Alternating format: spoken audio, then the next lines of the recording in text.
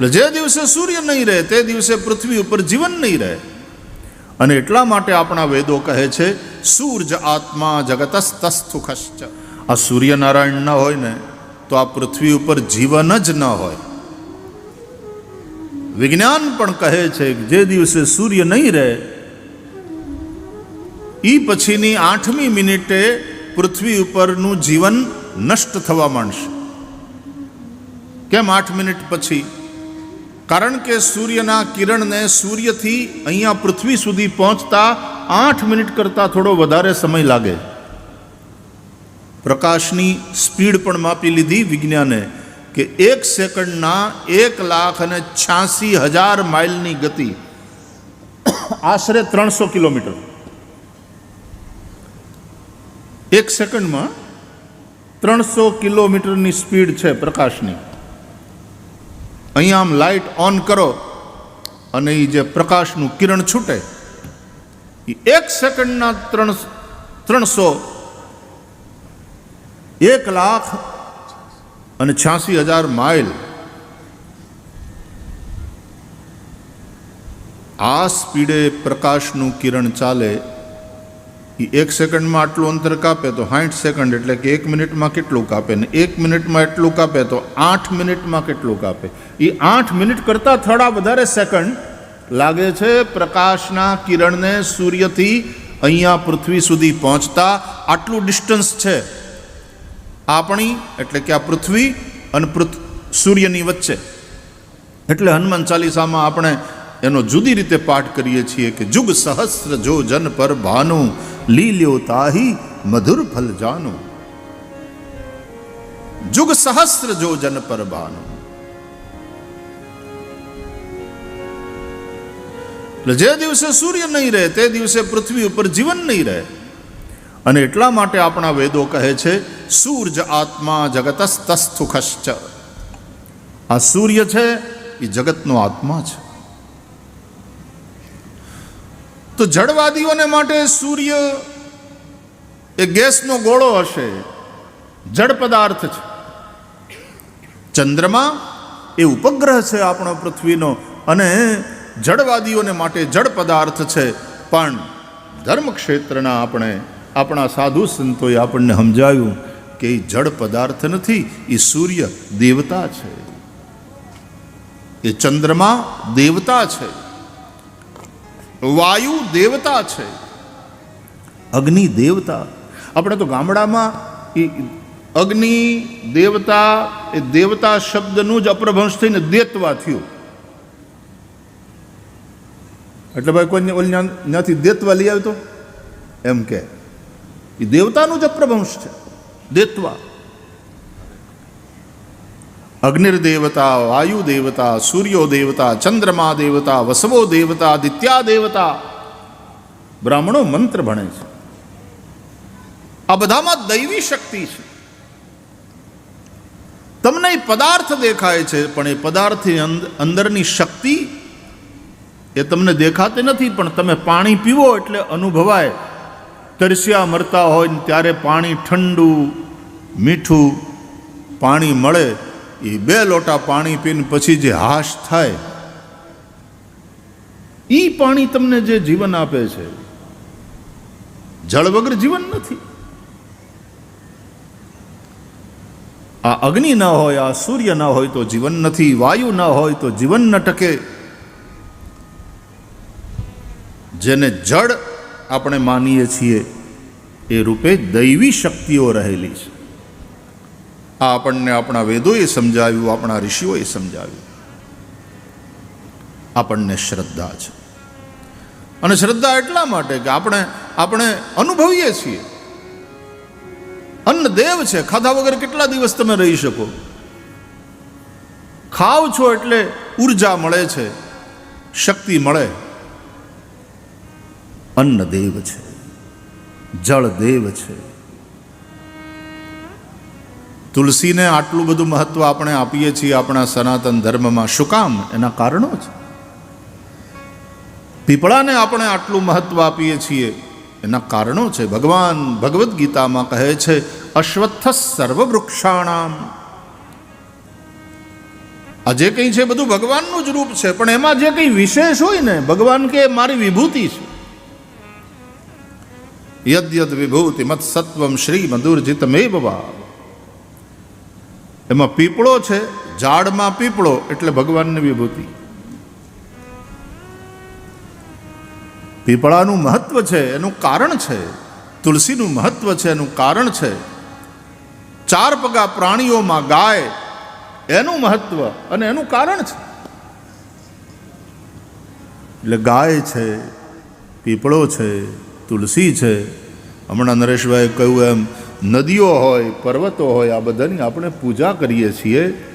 આપણા સાધુ સંતોએ આપણને આ શીખવાડ્યું. ગિરનારની પરિક્રમા લાખો લોકો કરે. તમે વ્રજમાં ગોવર્ધનની પરિક્રમા કરતા લોકોને જુઓ, લાખોની સંખ્યામાં લોકો. એમાં ગુરુ પૂર્ણિમાના દિવસોમાં અષાઢ સુદ 11થી લઈને પૂનમ, એ 5 દિવસ તો ત્યાં જે ભીડ હોય, નાનો એવો કુંભ મેળો લાગે. તમને રોડ ક્રોસ કરીને તમે ઓલી બાજુ ન જઈ શકો, આટલી ભીડ. ગિરિરાજ ગોવર્ધન બીજાને માટે પર્વત હશે, જડ વસ્તુ હશે. ભક્તિ માર્ગમાં એ હરિદાસ વર્ય છે. શ્રીમદ ભાગવતમાં ગોપીઓ કહે છે, હંતાય મદ્રી રબલા હરિદાસ વર્યો યદ રામ કૃષ્ણ ચરણ સ્પર્શ પ્રમોદ.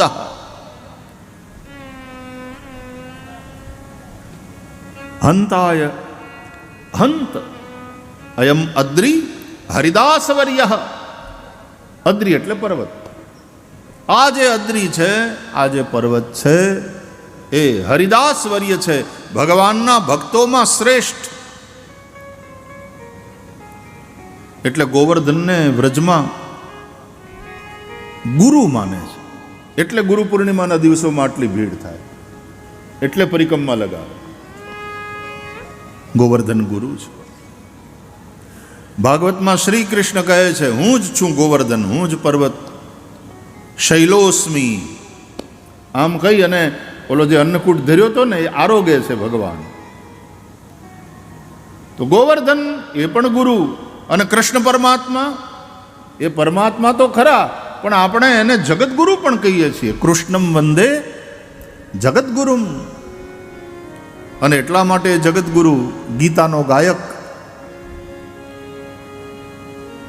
એણે ધર્મોપદેશ આપ્યો અર્જુનજીના માધ્યમથી.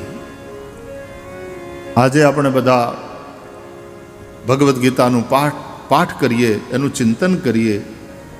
પાર્થાય પ્રતિબોધિતામ ભગવતા નારાયણેન સ્વયં વ્યાસેન ગ્રથિતામ પુરાણ મુનિના મધ્યે મહાભારતમ અદ્વૈતામૃતવર્ષિણીમ ભગવતીમ અષ્ટાદશાધ્યાયિનીમ અંબ ત્વામનુસંદધામિ ભગવદ્ ગીતે ભવદ્વેષિણી. એ ગીતાના ગાયક શ્રી કૃષ્ણ જગતગુરુ છે. કૃષ્ણમ વંદે જગતગુરુમ. તો આપણા ઋષિઓએ આપણને સમજાવ્યું. વેદોની વાણી, ઉપનિષદોનું ચિંતન, એ પુરાણોમાં વ્યાસજીએ કથાઓ દ્વારા આપણને પીરસ્યું. પણ એ બધું સંસ્કૃતમાં. એટલે આપણા સંતોએ, પછી નરસિંહ મહેતા હોય, મીરાબાઈ હોય, સવારામ બાપા હોય, દાસ સતાર હોય, નરસિંહ મહેતા હોય, અનેક સંતોએ એ જ વાતોને સંતવાણીમાં પીરસી. એ વાણીમાં, એ શબ્દોમાં આપણને શ્રદ્ધા છે. એ મહાપુરુષોના એક એક શબ્દ આપણા માટે મંત્ર છે. આ શ્રદ્ધા છે, એણે આપણને ટકાવી રાખ્યા છે. જો મૂળિયા ઊંડા નહીં હોય તો ઝાડ ટકશે નહીં. આ જ વાતને સંતવાણીમાં આપણા સંતોએ ગાય કે આવું મૂળ રે વિનાનું કાયા છે ઝાડવું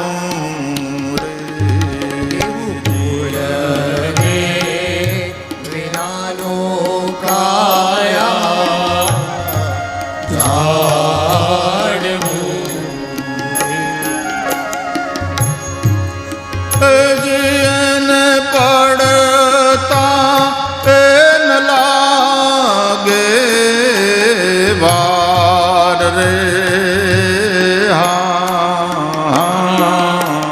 મૂળ રે વિનાનું કાયા જાળવું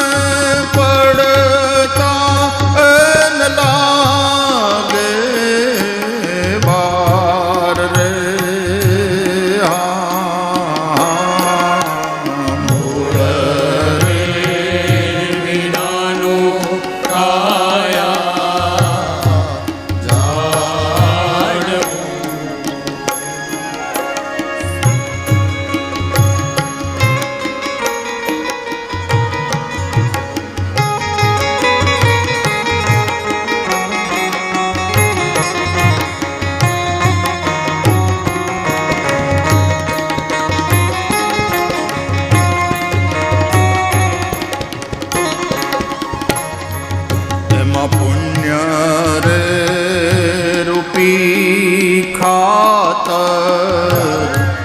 પૂરજો એમાં પુણ્ય રે રૂપી ખાતર પૂરજો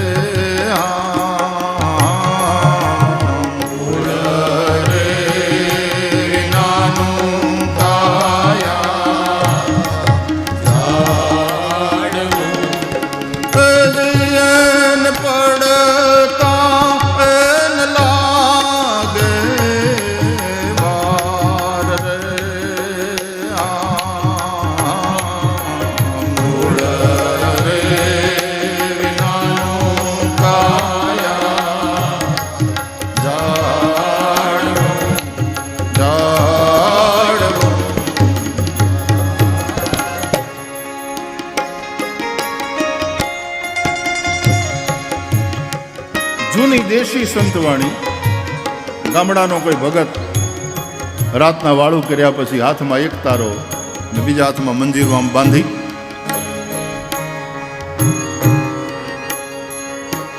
અને એના સુર ઉપર ભજન ગાતો હોય. એમાં સત્ય રે રૂપી જળને સિંચજો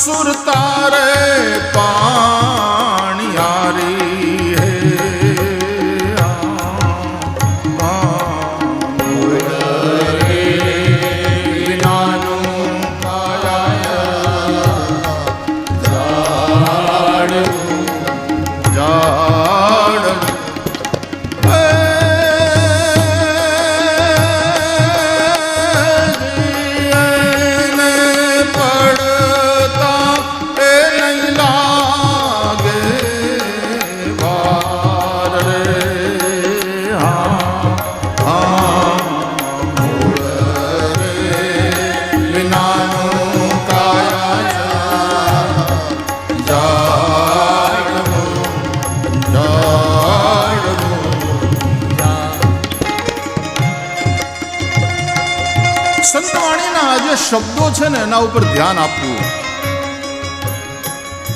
આપણે ઘોર કરીએ, રૂપિયા ઉડાડીએ તો બરાબર, તમે સારા કામ માટે થઈને ઉદારતા પૂર્વક એને ઉડાડ્યા ન કહેવાય, વાપર્યા કહેવાય. હારે માર્ગે વાપરો, ગાયું માટે છે, બરાબર. પણ શબ્દો ઉપર આપણું ધ્યાન ન હોય તો આ સંતવાણીનું એનું ખરું જે અમૃત છે એને ચૂકી જઈએ. હા,